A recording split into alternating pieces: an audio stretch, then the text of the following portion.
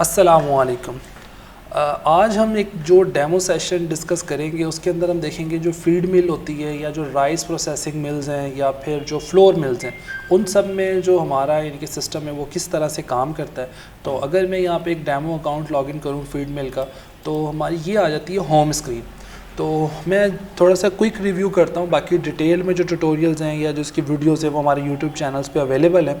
तो अब ये देखें कि कोई भी जो बिज़नेस है ना, उसके अंदर ये जो 7 इंग्रेडिएंट्स हैं ये आपको बेसिकली मेन चाहिए होता है, जिससे आपको पता चलता है कि इस वक्त मेरी कंपनी या मेरा कारखाना या मेरा जो बिज़नेस है वो किस डायरेक्शन में मूव कर रहा है। आपको पता होना चाहिए कि आपकी टोटल परचेजेस कितनी हुई हैं, टोटल सेल्स कितनी हुई हैं और टोटल परचेज ड्यू कितनी है, यानी कि कितने पैसे आपने देने हैं अभी लोगों को, और इनवाइसेस कितनी ड्यू हैं कि जो आपने लोगों से पैसे लेने, और जो परचेज़ हुई है उसमें से रिटर्न कितने की हमने परचेज़ की है, और जो सेल्स हुई हैं उनमें से किसी ने अगर सेल रिटर्न की है तो वो कितने की हुई है, और आज के आपके एक्सपेंस कितने हुए हैं। ये सारी चीज़ें आप आज के लिए भी पता कर सकते हैं, आप कल के लिए भी, पिछले 7 दिनों के, पिछले 1 महीने के, इस महीने पिछले, इस तरह से सो ऑन सारे आप ये रिज़ल्ट्स अपनी मर्ज़ी से देख सकते हैं।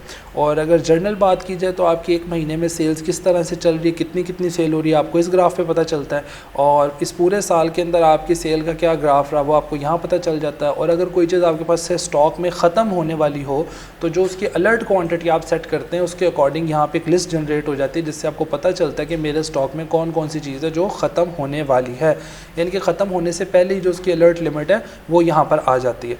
तो आज हम जो मेन डेमो में डिस्कस करने वाले हैं ना, तो जो प्रोसेसिंग का पोर्शन होता है, यानी कि मैन्युफैक्चरिंग का पोर्शन कह लें उसको, प्रोसेसिंग का पोर्शन कह लें, कि वो किस तरह से काम करता है हमारे सॉफ्टवेयर के अंदर, वो हम डिस्कस करने वाले हैं। तो उसके लिए मैं आपको दिखाऊं कि हमारे पास इधर ऑप्शन है मैन्युफैक्चरिंग के नाम से जी। तो ये मैन्युफैक्चरिंग का मॉड्यूल है। बाकी इसके अंदर जितनी भी ऑप्शंस हैं वो तकरीबन बहुत सारे डेमोज़ बने हुए हैं जिसमें बताया हुआ है कि जी कस्टमर्स को किस तरह से आपने मैनेज करना है, आपने अपनी परचेजेस किस तरह से मैनेज करनी है, ठीक है, और जो अपने अपने मल्टीपल यूज़र्स हैं जो इसमें बनाने हैं, जिन्होंने सॉफ्टवेयर को यूज़ करना है, उनके रोल्स क्या होने चाहिए, वो यूज़र्स कैसे होने चाहिए। तो ये सारी चीज़ें इसमें बड़ी डिटेल से इसके जो ट्यूटोरियल्स हैं वो अवेलेबल हैं। तो अभी जो मेन एक मतलब जो होती है ना चीज़ समझने वाली, ये जितने भी मतलब आप सब हैं क्या कहते हैं राइस प्रोसेसिंग मिल्स वाले या फ्लोर मिल्स या फीड मिल्स वाले, तो उसमें जो मेन समझना होता है कि हमारी प्रोसेसिंग के जो फेजेज़ हैं वो इसके अंदर किस तरह से कवर अप होंगे। ये कॉन्टेक्स्ट में आप देखें आपके सप्लायर्स यहाँ से हो जाते हैं, कस्टमर्स यहाँ पे ऐड हो जाते हैं, तो फिर आप अपने ग्रुप ऑफ कस्टमर्स भी बना सकते हैं, और अगर आपके बहुत ज़्यादा कस्टमर्स हैं तो आप उनको इम्पोर्ट भी कर सकते हैं इसके अंदर एक साथ ही।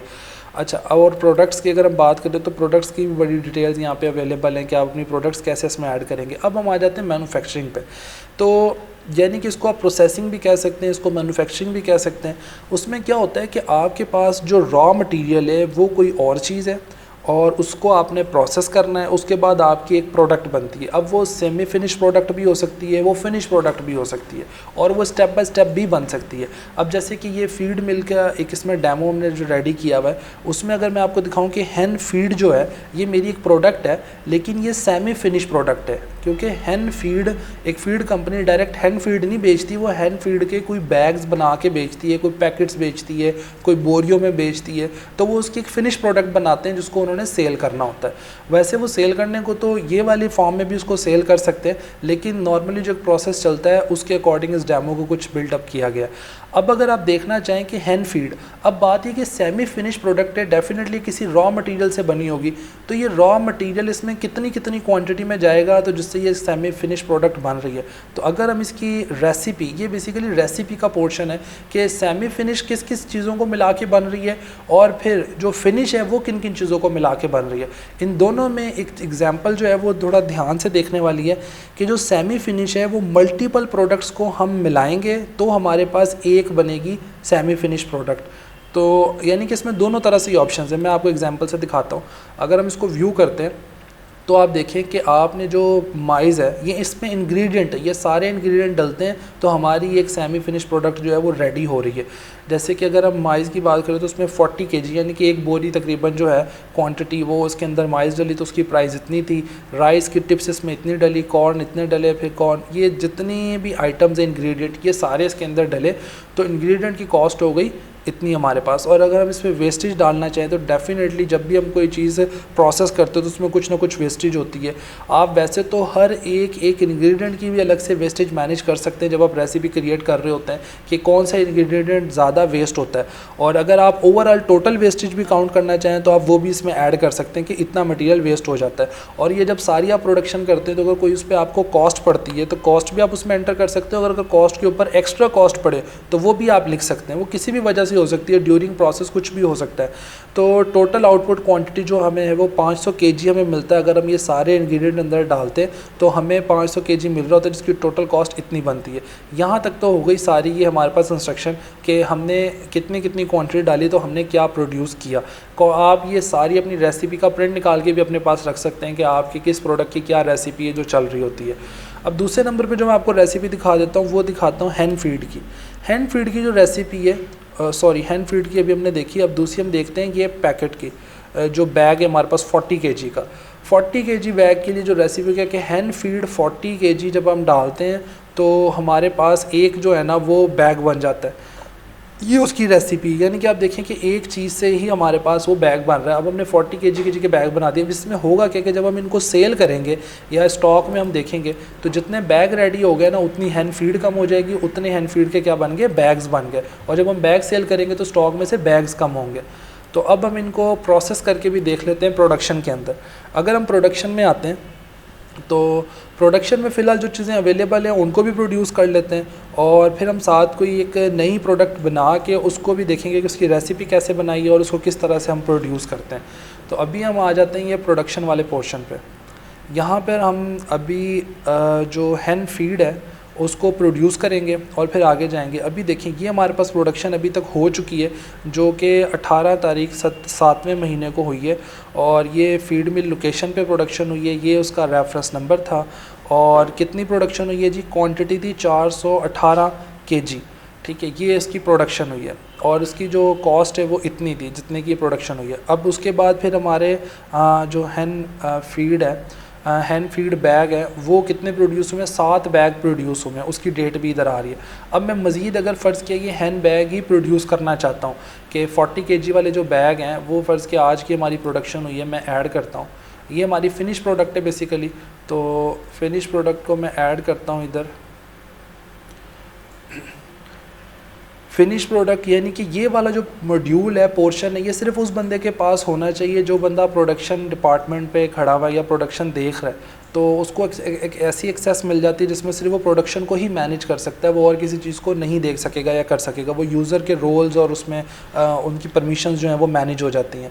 तो अगर कोई भी अपना रेफरेंस नंबर डालना चाहते हैं जो आपकी फैक्ट्री के अंदर यूज़ होता है, मिल में यूज़ होता है, जिससे आप कोई चीज़ बैक ट्रैक करना चाहें तो वो आप अपना रेफरेंस नंबर यहाँ पे लिखें। अगर आप नहीं लिखेंगे तो ये ऑटोमेटिक जनरेट कर देगा।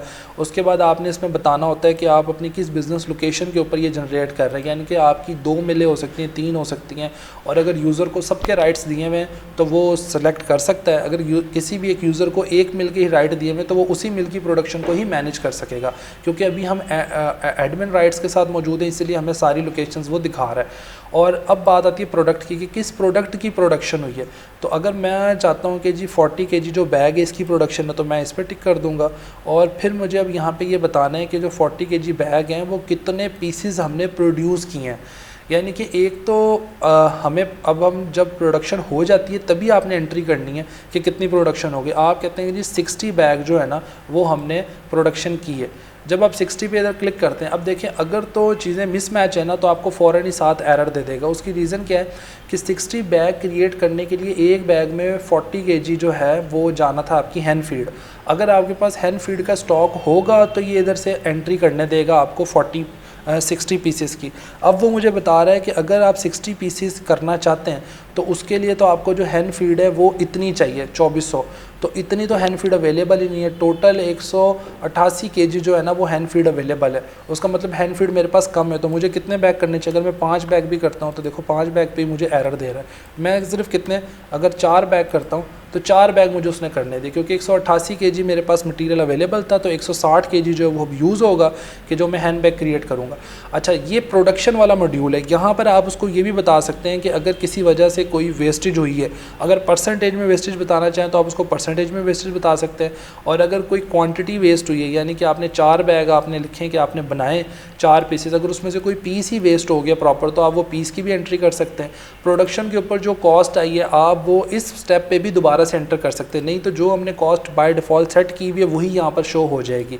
और अगर कॉस्ट आपको पर यूनिट के हिसाब से पड़ रही है, परसेंटेज के हिसाब से पड़ रही है, फिक्स पड़ रही है, जिस तरह से भी पड़ रही है वो आप यहाँ पे कॉस्ट मैनेज कर लेंगे, और उसके बाद यहाँ से आप उसको सबमिट कर देंगे, तो उस दिन की प्रोडक्शन डल जाएगी। अगर आप खाली सबमिट करेंगे तो उस प्रोडक्शन को आप एडिट भी कर सकते हैं, लेकिन अगर मैं उसको फाइनलाइज़ करके सबमिट करूँगा तो फिर जो प्रोडक्शन एक दफ़ा हो गई वो रिवर्स नहीं हो सकती।